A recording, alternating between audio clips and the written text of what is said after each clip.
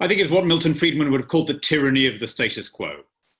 Nobody would suggest this model if we were inventing it today. The license fee model makes sense when you have one broadcaster for the entire country, which is what we had when the BBC was established.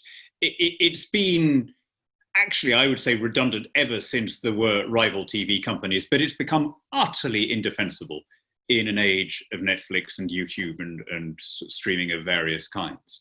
And I think that's the really key argument. And it's an argument I think that a number of people in the BBC are beginning privately to acknowledge.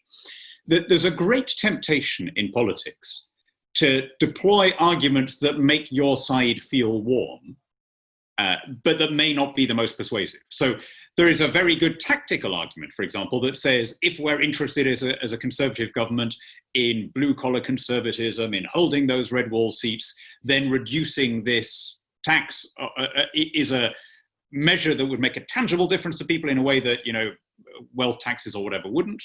I get that, but that's not really the reason to do it.